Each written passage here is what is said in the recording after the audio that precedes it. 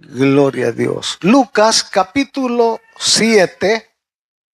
Vamos a estar leyendo desde el versículo 11 al 17. Gloria a Dios.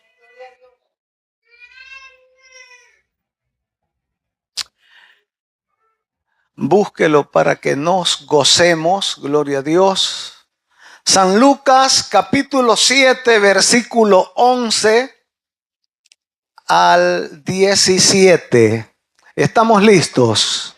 Se lee la palabra en el nombre del Padre, del Hijo y del Espíritu Santo. Aconteció después que él iba a la ciudad que se llama Naín, e iban con él muchos de sus discípulos y una gran multitud. Cuando llegó cerca de la puerta de la ciudad, he aquí que llevaban a enterrar a un difunto, hijo único de su madre, la cual era viuda. Y había con ella mucha gente de la ciudad. Y cuando el Señor la vio, se compadeció de ella y le dijo: no llores. Y acercándose tocó el féretro, y los que lo llevaban se detuvieron y dijo: joven, a ti te digo, levántate.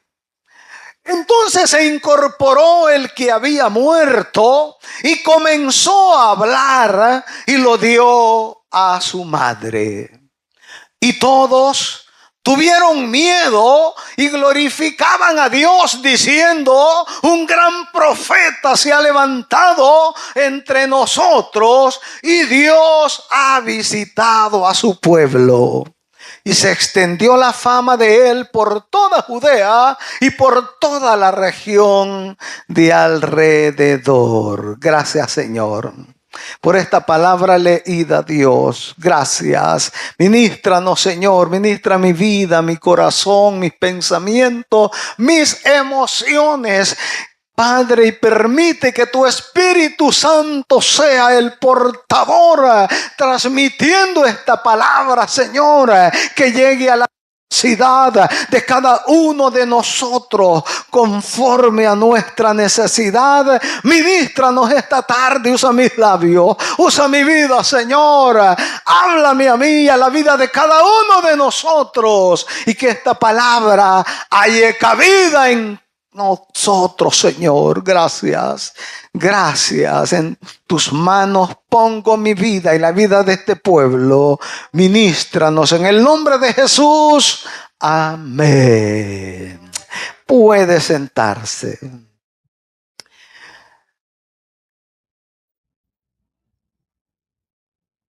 Cuando te sientas olvidado, cuando te sientas ignorado, cuando te sientas insignificante, muchas veces, hermanos, por los altas y bajas de la vida, algunos hermanos hemos llegado a sentirnos quizás como hormiga, menospreciados, afligidos, angustiados, desesperados. Pero quiero decirte que Jesús siempre está allí para ayudarnos. Siempre el Señor está ahí para ayudarnos. Hemos leído, hermano, una historia tan maravillosa, hermano, donde Jesús hace un milagro extraordinario al ver, hermanos, la angustia de una madre que se le muere un ser querido a uno. Eso es lo más duro, no hay palabra. No hay palabras, por bonitas o elocuentes que sean las palabras, no llenan el vacío ni las expectativas del dolor, hermanos, que sentimos en nuestro corazón. Y vemos esta historia. Naín era una pequeña aldea agrícola. Quiero dar un trasfondo histórico de lo que pasó en esta región, en este lugar. Naín era una pequeña aldea agrícola en tiempos de Jesús. estaba situada junto al monte Moré, el cual, hermanos, marcaba el límite del lado este con el valle de Jezreel. El pueblo, hermanos, el pueblo en sí estaba apartado de las rutas transitorias, o sea, solamente se podía llegar por veredas, por caminos, comúnmente le decimos veredas, ¿verdad? Allá callejones. Y no estaba fácil para caminar. Durante la época de Jesús, este asentamiento era tan pequeño y relativamente pobre, y así permanecía desde entonces. En algunos momentos de su historia, este pueblo tenía nada más y nada menos que 34 casas, dicen los historiadores. Y solamente habían 189 personas en este lugar. Mire qué tremenda necesidad había allí. Hoy en día es el hogar de aproximadamente 1.500 personas o 1.500 habitantes de ese lugar. Naín estaba ubicado, hermanos, aproximadamente a 50 kilómetros o a 30 millas al sureste de Capernaum. Al sureste de Capernaum. Entonces, hermanos, estaba ubicado a 200 metros, aproximadamente a 700 pies sobre el nivel del mar, por lo que se requería hacer un arduo camino cuesta arriba hasta llegar a Naín. O sea, no estaba fácil. Para ir a pie de Capernaum hasta Naín se tardaba al menos 2 o un día. Mira qué interesante. Lucas menciona, hermanos, este relato comienza señalando que Jesús estaba en Capernaum. Y dice, hermanos, que decidió ir a Naín. Vemos el capítulo 7 del 1 en adelante, dice que después que hubo terminado todas las palabras al pueblo que le oía, entró en Capernaum. Y el siervo de un centurión, a quien éste quería mucho, estaba enfermo y a punto de morir. Cuando el centurión oyó hablar de Jesús, le envió unos ancianos de los judíos rogándole que viniese y sanase a su siervo. Y ellos vinieron a Jesús y le rogaron con solicitud, diciéndole: es digno de que le concedas esto, porque ama a nuestra nación y nos edificó una sinagoga. Y Jesús fue con ellos, pero cuando ya no estaba lejos de la casa, el centurión envió a algunos amigos diciéndole: Señor, no te molestes, pues no soy digno de que entres bajo mi techo, por lo que ni aún me tuve por digno de venir a ti, pero di la palabra y mi siervo será sano. Mire, con la situación que se encuentra Jesús en Capernaum. Un centurión es un oficial romano que tiene al mando alrededor de 100 soldados. Este hombre, hermanos, dice que era digno. Les había hecho una sinagoga, les había construido templo. Era un hombre, hermanos, dadivoso. Y reconoció la autoridad de Jesús cuando, hermanos, oyó que Jesús andaba ahí y tenía un soldado, tenía un siervo enfermo, pero de muerte, dice la Biblia. Dice que estaba enfermo y enfermo de muerte. Se preocupó. Se preocupó cuando su siervo, su soldado, estaba grave. A mí me viene a la mente los principios del don de mando de un oficial o de un militar con rango, y uno de los principios es velar por el bienestar de tus hombres. Vela por el bienestar de tu gente. Y aquí cabe este principio. Cuando leo esto de este oficial, de este centurión, él se preocupó tanto por su soldado que reconoció que él debería de ir, pero envió. Y cuando Jesús iba, le dice: no soy digno de que vengas a mi casa, porque ni tan siquiera tuve el valor de ir, sino que envié. Pero solo di la palabra y mi siervo será sano. Mira qué maravilloso. Porque yo también soy hombre de autoridad. Y tengo hombres bajo mi mando. Tengo hombres bajo mi autoridad. Y le digo a uno: ve y va. Le digo al otro: ven y viene. Y le digo a mi siervo: haz esto, y lo hace. Pero tú, le dices, solo di la palabra y mi siervo va a ser sano. Jesús quedó impactado allá en Capernaum, hermano. Queda impactado y dice: os digo, dice en el versículo 9, que al oír esto Jesús se maravilló de él, y volviéndose dijo a la gente que le seguía: os digo que ni aún en Israel he hallado tanta fe. Y al regresar a casa, los que habían sido enviados hallaron sano al siervo que estaba enfermo. Qué maravilloso. Qué bonito es tener fe, hermano. Por eso es que sin fe es imposible agradar a Dios. Porque todo aquel que se acerca a Dios, dice Hebreos, crea de que le hay y que es galardonador de los que le buscan. Hace este milagro Jesús.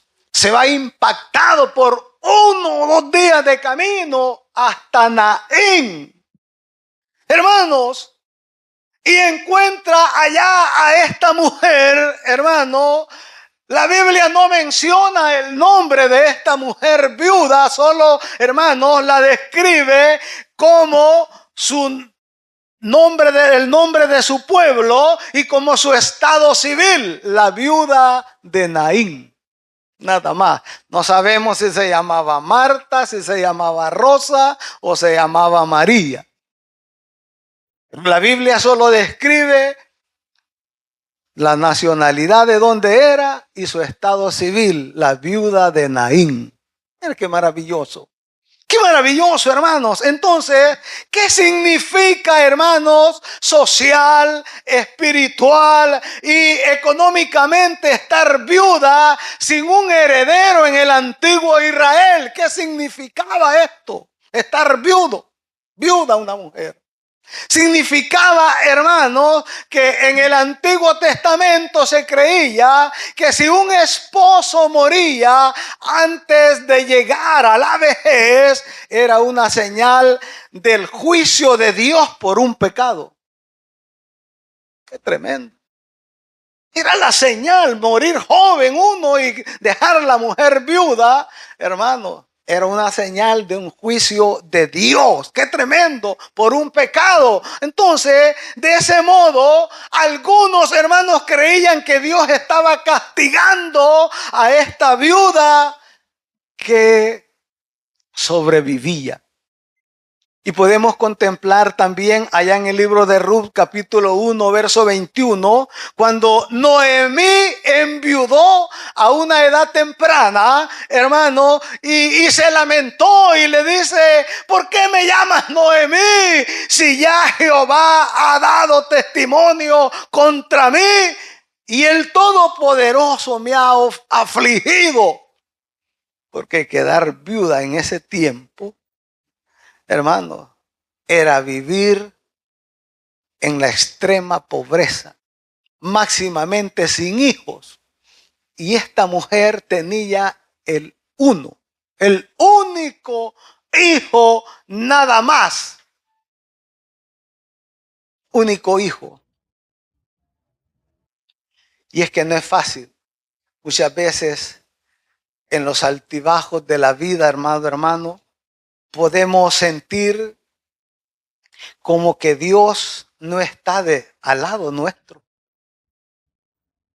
A veces pasamos situaciones tan angustiosas y decimos, ¿y a dónde está, Señor? Y mucha gente culpa a Dios. ¿A dónde estabas tú, Señor, cuando mi hijo se murió? ¿A dónde estabas tú cuando mi esposa se murió? ¿A dónde estabas tú, Señor, cuando mi esposo se murió? ¿A dónde estabas tú, Señor, cuando a mi hijo o a mi ser amado le pasó este accidente? Porque nuestra angustia, los altibajos, las angustias, las presiones, las situaciones difíciles que vivimos, cada uno de los seres humanos nos hace pensar que Dios ya no está allí con nosotros. O se ha apartado. No sé, ¿usted ha pensado alguna vez así? Todos me preguntan, decía David en el Salmo 42, ¿dónde está tu Dios? ¿Dónde está tu Dios? ¿Por qué te abates, oh alma mía? Le decía. ¿Por qué te turbas dentro de mí? Espera en Jehová, porque aún he de alabarle, Redentor mío. Es tremendo cuando nosotros llegamos a esas angustias, pero quiero decirte que el Señor está allí, nunca se va de nosotros. Nunca se va de nosotros nuestro Señor. Cuando nos sintamos olvidados, cuando nos sintamos ignorados, cuando nos sintamos insignificantes, debemos de recordar que el Señor siempre está ahí. Dios siempre está allí para ayudarnos. Dios siempre, nada acontece por sí mismo. Todo lo que nos pasa o nos deja de pasar, Dios lo permite con un propósito. Todo tiene propósito. Todo tiene un propósito en nuestra vida.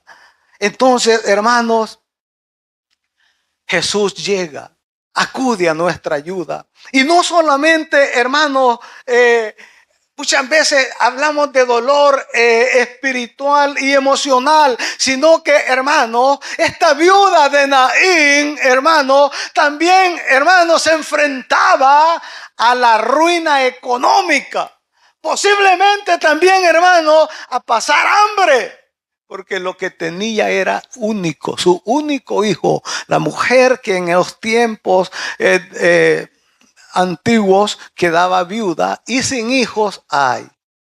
Hasta la ley le permitía prostituirse para sostenerse. Imagínense, qué tremendo todo lo que permitía esto. Ahora esta mujer se le muere el esposo, se le muere el único hijo. Y ahora, ¿qué iba a pasar con ella? Como Dios, como Jesús dice, vamos a Naín, caminemos. No era de 3 horas, era de un día o de 2 días, cuesta arriba.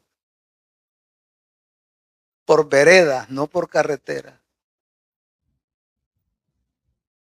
Pero Dios nunca se olvida de nosotros.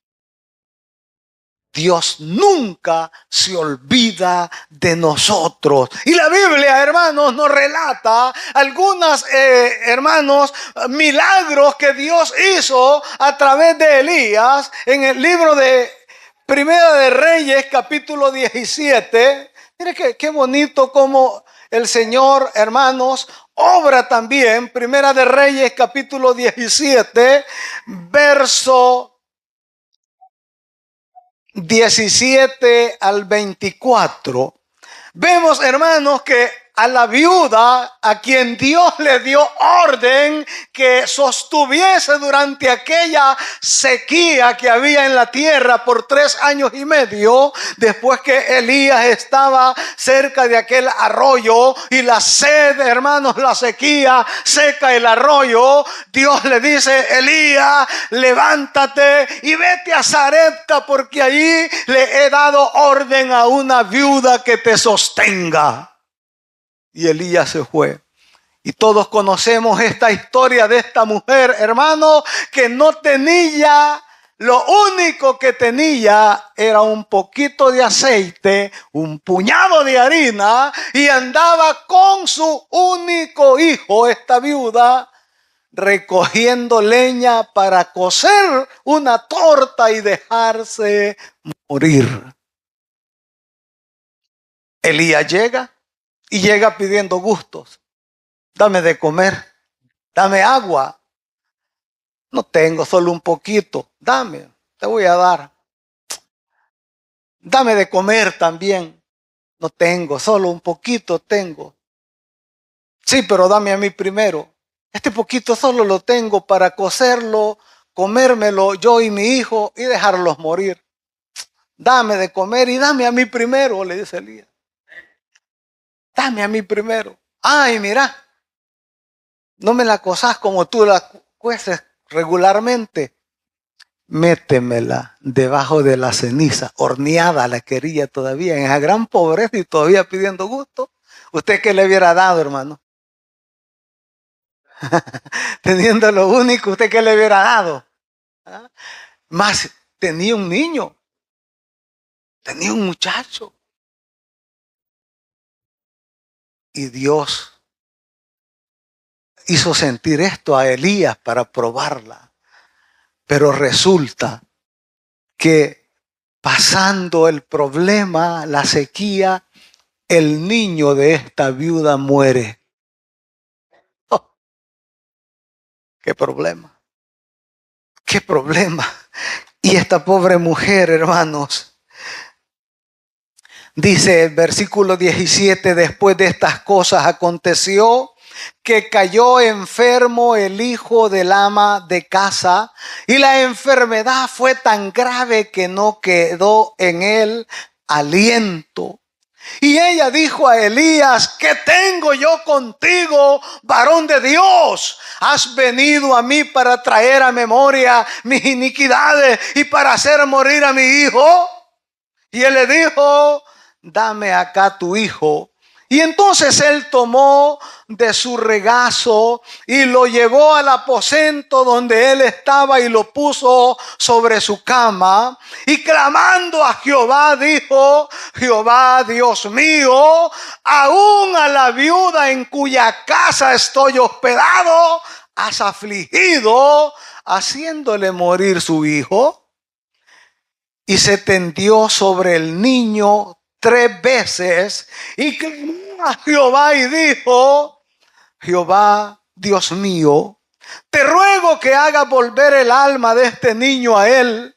Y Jehová oyó la voz de Elías, y el alma del niño volvió a él y revivió. Y tomando luego Elías al niño, lo trajo del aposento a la casa y lo dio a su madre. Y le dijo Elías: mira, tu hijo vive.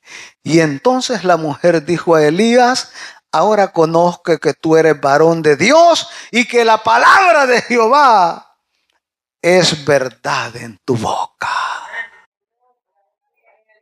Qué maravilloso, gloria a Dios. ¿Cómo obra Dios? Hermano, en la dificultad, busquemos para arriba. Busquemos para arriba. Busquemos para arriba, porque muchas veces solo vemos para los lados, pero no vemos para arriba.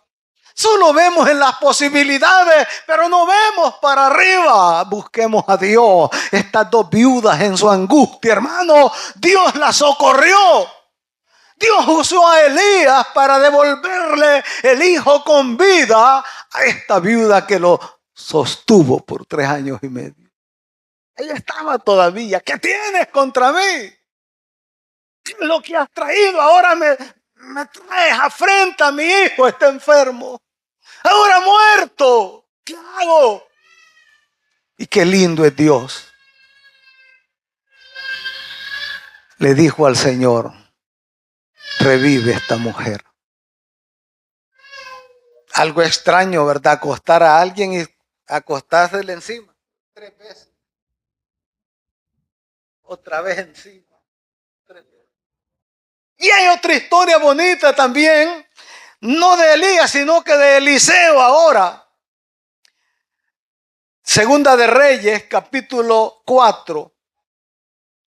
Segunda de Reyes, capítulo 4. Gloria a Dios.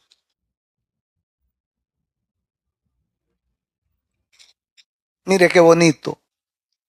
Eliseo ora por el hijo de la Sunamita, una mujer que cuando se dio cuenta que Eliseo pasaba ahí con Jesse, su criado, dijo a su esposo, una mujer que tenía facilidades, pero que su esposo ya era un avanzado de edad.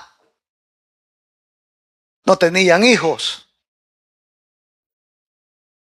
Y resulta que esta mujer le dice al esposo, mira, el varón de Dios siempre pasa por la casa. Hagámosle, voy a hablar en el léxico salvadoreño, hagámosle un cuarto, hombre.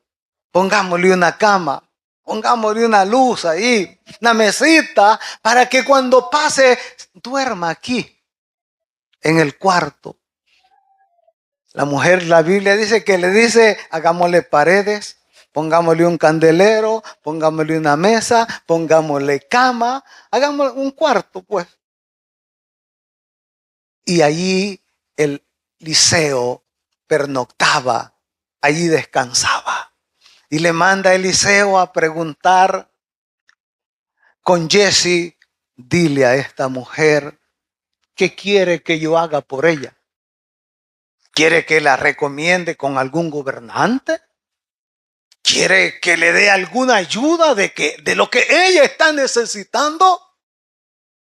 No, yo participo con el pueblo y no necesitaba nada aquella mujer, la Sunamita. Pero un día Jesse le preguntó, ¿tiene familia?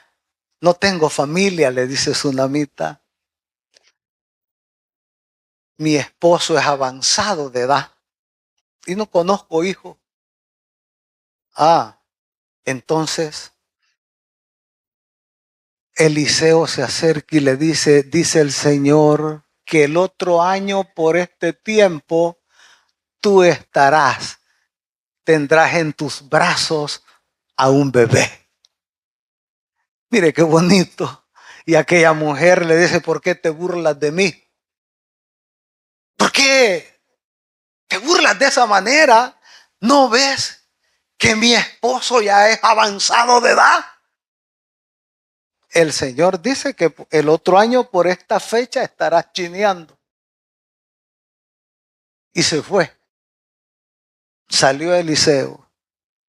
Y sí, el próximo año que regresó, halló a la Sunamita con un bebé. Es que para Dios no hay nada imposible, hermano. Lo que pasa es que nosotros somos los que tenemos una mente limitada. Pero Dios es infinito. No importa, hermanos, Abraham era de 100 años. Sara era de 90. Y concibieron un hijo. Conozco amigos que me dicen, estoy frustrado. Tengo 10 años de estar con mi esposa y no conocemos familia. ¿Usted se congrega? No. Busque de Dios. Congréguese. Pídale a Dios un milagro. Y va a ver que Dios va a obrar a su favor. Y fíjese que este hombre me hizo caso. Vaya a la iglesia que le quede más inmediata. Y busque de Dios. Clame a Dios. Vaya con su esposa. Gemelos tuvo. Gemelos. por 10 años buscando un hijo y Dios les dio gemelos. Este es el Dios maravilloso en quien debemos confiar. Este es nuestro ayudador. Pero resulta, hermano, que un día este niño se enfermó y murió. Qué duro, ¿verdad? Yo me imagino en la vejez tener un niño, hermano, se vuelve loco uno. Se vuelve loco ya en la vejez procrear un niño. Uy, qué lindo, qué bonito. Por eso es que uno ya de grandes es tolerante con los nietos muchas veces. Por esa razón. Y este niño murió. Y Tsunamita se preocupó tanto que le dice al criado: ve, prepara un asna. Vete de camino, si alguien te habla, no le contestes, si alguien te pregunte, no le responda, no platiques con nadie, ve hasta donde está el varón de Dios y dile que venga. Y un día hizo así este criado. Llegó donde el varón de Dios, llega donde Tsunamita y le dice: ¿qué traes conmigo? ¿Por qué me ha pasado esto? ¿Qué tienes? Le dice. Yo, mi niño, lo fui a acostar allá a la cama donde tú te quedas, a tu cuarto. Y estoy aquí preocupado porque mi hijo no respira. Eliseo hace lo mismo que le enseñó su maestro Elías. Aleluya. Y llega donde el niño se acuesta sobre él. Mire qué maravilloso es Dios, hermano. Démosle una ofrenda de palmas al Señor. Dice el verso: y venido Eliseo a la casa, he aquí que el niño estaba muerto tendido sobre su cama. Y entrando él entonces cerró la puerta tras ambos y oró a Jehová. Y después subió y se tendió sobre el niño, poniendo su boca sobre la boca de él y sus ojos sobre sus ojos y sus manos sobre las manos suyas. Y así se tendió sobre él. Y el cuerpo del niño entró en calor, y volviéndose luego se paseó por la casa a una y a otra parte, y después subió y se tendió sobre él nuevamente, y el niño estornudó 7 veces y abrió sus ojos. Y entonces llamó él a Jesse y le dijo: llama a esta Tsunamita. Y él la llamó, y entrando él le dijo: toma tu hijo. Y así que ella entró, se echó a sus pies y se inclinó a tierra, y después tomó a su hijo y salió. ¿No es misericordioso Dios? Es sumamente grande. Esto nos da a demostrar, hermanos, que no importa la situación que tengamos, Dios es poderoso. Dios es poderoso. A veces los deprimimos, pero tenemos un Dios maravilloso. Tenemos que depositar nuestras cargas en Él y a su nombre. Después, hermanos, allá en Marcos capítulo 5, verso 21, dice la Biblia, hermanos, que otro centurión, otro oficial, su hija estaba enferma. Capítulo 21, capítulo 5, verso 21 de Marcos. Pasando otra vez Jesús en una barca a la otra orilla, se reunió alrededor de él una gran multitud, y él estaba junto al mar. Y vino uno de los principales de la sinagoga, llamado Jairo. Y luego que le vio, se postró a sus pies y le rogaba mucho, diciendo: mi hija está agonizando, ven y pon las manos sobre ella para que sea salva y vivirá. Mientras él, verso 35, mientras él aún hablaba, vinieron de la casa del principal de la sinagoga diciendo: tu hija ha muerto, ¿para qué molestas más al maestro? Pero Jesús, luego que oyó lo que decía, dijo al principal de la sinagoga: no temas, cree solamente. Qué bonito es tener fe, creer en Dios, creerle a Dios. El problema es que a veces es que nos falla la fe muchas veces. Y dice la Biblia que Jesús no permitió que le siguiese nadie sino Pedro, Jacobo y Juan, hermano de Jacobo. Y vino a la casa del principal de la sinagoga y vio el alboroto y a los que lloraban y lamentaban mucho. Y entrando les dijo: ¿por qué alborotáis y lloráis? La niña no está muerta, sino duerme. Qué milagroso es nuestro Dios, hermanos. ¿Cuáles son tus angustias? ¿Cuáles son tus angustias?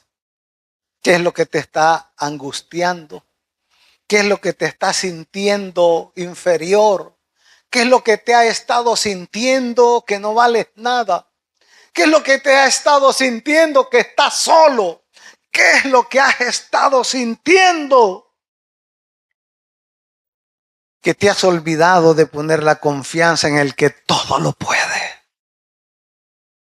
Yo quiero invitarte en esta tarde, así como estas personas, estas viudas, este principal, así como este centurión, se levantaron y corrieron a buscar al Señor para que los socorriere.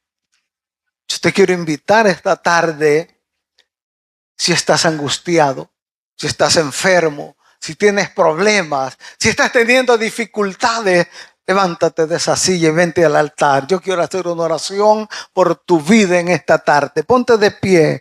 Los que no tienen problemas, quédense en la banca. Pero los que necesitan una oración, vénganse para el altar. Amado Dios, gracias. Esta es tu palabra que hemos predicado, Señor. Gracias. Gracias, Señor. Gracias. Gracias, Dios. No hay otro Dios como tú, Señor, soberano, poderoso, grande, majestuoso, sublime, eterno, poderoso, excelso, benigno, el Dios de Abraham, el Dios de Isaac, el Dios de Jacob, el Dios de Elías, el Dios de Eliseo, el Dios todopoderoso, el que en esta tarde está en este lugar. Padre, obra milagros. Obra milagros. El altar está abierto. El altar está abierto. Dios quiere hacer algo maravilloso esta tarde en tu vida. Dios está aquí para socorrerte. Dios ha venido esta tarde a la casa de oración para traerte una respuesta. Oh, Espíritu Santo, ministra. Espíritu de Dios, fluye. Creemos que no hay un imposible para ti. Tu palabra dice: ¿está alguno enfermo entre vosotros? Llame a los ancianos de la iglesia y que oren por él, ungiéndole con aceite en el nombre de Jesús. Y el Señor lo levantará.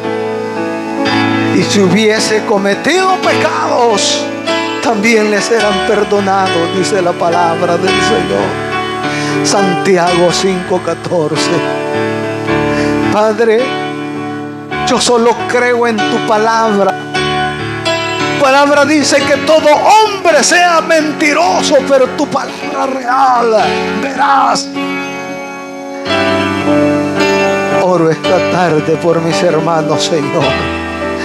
desde ya, Señor, así como obraste en estos dos niños de la viuda de Sarepta, en la tsunamita, Señor, así como obraste en la hija de Jairo, así como sanaste, Dios, toda dolencia, todo malestar, ahora obra milagros, obra milagros. En el nombre de Jesús, recibe sanidad, recibe sanidad, recibe nueva fuerza.